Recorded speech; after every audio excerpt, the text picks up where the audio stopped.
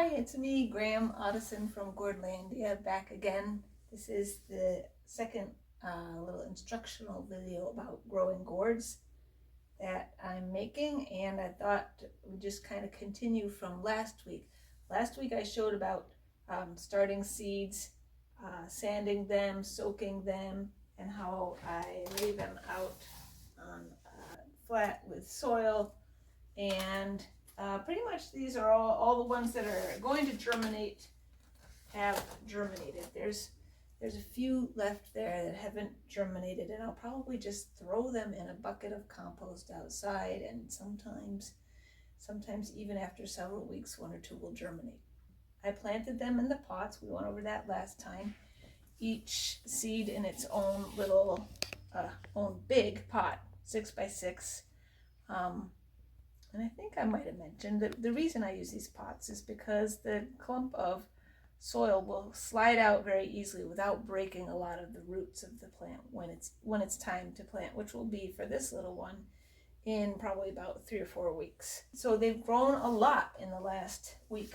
Last week, most of them that were here were about this size. So you can see that there's been some great growth. Most of them have at least one, maybe two true leaves. So the difference between these are the leaves that come out of the seed case, the cotyledons, and that's a true leaf, and that's another true leaf. A lot of times people say that you should plant your seedlings out when they have 4 true leaves. We usually let the plants get bigger than that till they have maybe 6 or more. I don't like to wait until they're already vining and the tendrils are coming, and I think it's nice to plant a nice compact plant. Yeah, see, waiting too long doesn't seem like a good thing to do. So I just wanted to show you the stage that they're at now.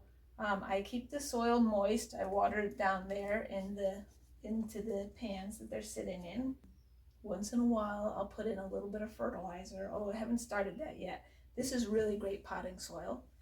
So I don't need to fertilize too much. But what I'm really looking for is for the plants to be healthy and happy. See, they're not pale or straggling, or they're getting everything they need here.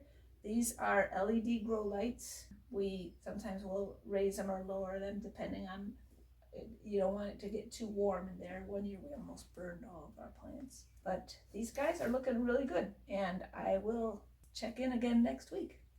All right, I'm back a week later, and the seedlings have grown quite a bit. They're not even all here. There's 3 missing, so you can imagine it's just crazy growth since last week. But I wanted to show you.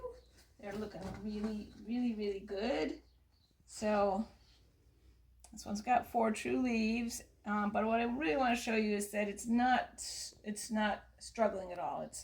It's compact and dark green and healthy, like I keep saying. That's what you're looking for in a good, healthy seedling.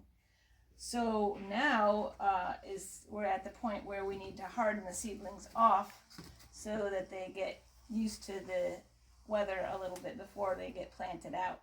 And that's basically what it is. Hardening off means exposing them to the elements, so they get a little bit of wind, some direct sun, and they get used to what the conditions are going to be like when they're planted in the garden.